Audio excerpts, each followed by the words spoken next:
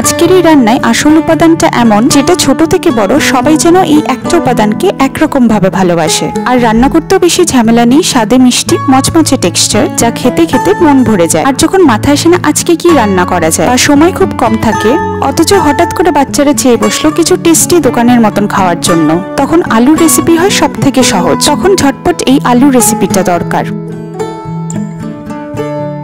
আজকে দেখাবো একটা আলুর মুখরোচক রেসিপি। এখানে যা যা লাগবে: আলু, ক্যাপসিকাম, পেঁয়াজ। এখন প্রথমে আলুটাকে গ্রেট করে নেব। এই রান্নাটার জন্য আমি দুটো মাঝারি আলু ব্যবহার করেছি। আলুটা আমি ধুয়ে খোসা ছাড়িয়ে নিয়ে এখানে গ্রেট করে নিচ্ছি। দেখুন কি সুন্দর ফাইন কাটা হয়েছে। ঠিক এরকমই দরকার এই রান্নার জন্য।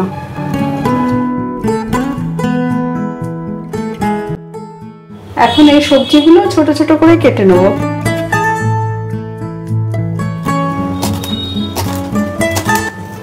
এই ছোট ছোট পেঁয়াজ এটা যাবে আলুর ব্যাটারে, বড় এটা যখন গ্রেভি করব তখন লাগবে।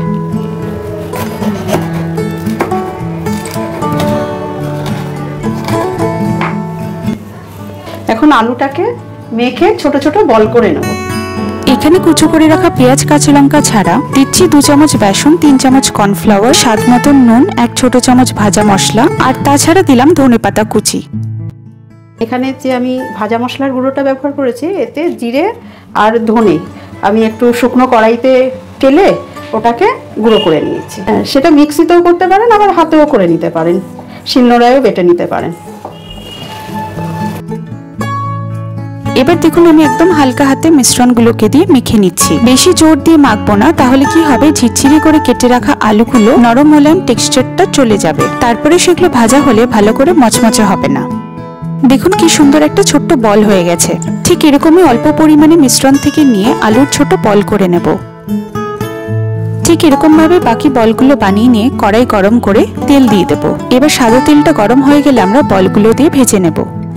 আজকে গরমটা একটু কম আছে, তাই একটু রান্না করতে পারি। এতদিন যা গরম ছিল এমন কিছুই রান্না করে উঠতে পারি।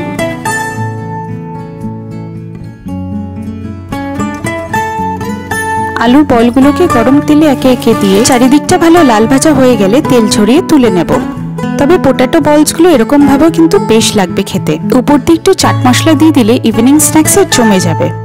এবার এই একই কড়াইতে কেটে রাখা পেঁয়াজ, ক্যাপসিকাম আর সামান্য নুন দিয়ে ভেজে নেব। আচ্ছা, কড়াইতে যতক্ষণ সবজিটা একটু হালকা ভাজা হচ্ছে ততক্ষণ একটা আলাদা বাটিতে সস বানিয়ে নেব। এখানে আমি 3 চামচ টমেটো সস, 1 ছোট চামচ সয়া সস, 1 ছোট চামচ শুকনো লঙ্কা গুঁড়ো, কর্নফ্লাওয়ার আর সামান্য জল দিয়ে ভালো করে গুলিয়ে নেব। সসটা আগে থাকতে গুলিয়ে নিলাম, যে কড়াইতে তেলের উপরে দিলে যাতে না পুড়ে যায়। সবজিগুলো হালকা ভাজা হয়ে গেলে সসটাকে দিয়ে ভালো করে মিশিয়ে নেব। তারপরে ভেজে রাখা পটেটো বলগুলোকে দিয়ে ভালো করে মিশিয়ে নেব। এই সসটার ঘনত্বটা ঠিক করার জন্য সামান্য একটু জল দিয়ে দিলাম। আর তারপরে 1 মিনিটের মতন ফুটিয়ে নিলেই রেডি। চিলি পটেটোর এই রেসিপিটা যে কোনো রাইস বা পরোটার সাথে খেতে বেশ ভালো লাগবে। চিলি পটেটো খুব সহজেই রেডি। আপনারা রেসিপিটা বানিয়ে কমেন্ট করে জানাবেন কিন্তু কেমন হয়েছে খেতে। আমার ভালো লাগবে। তাহলে দেখা হচ্ছে আপনাদের সাথে পরের ভিডিওতে। খুব তাড়াতাড়ি আমি আমার আরেকটা রেসিপির ভিডিও আপনাদের সাথে শেয়ার করব। ভালো থাকবেন, সুস্থ থাকবেন।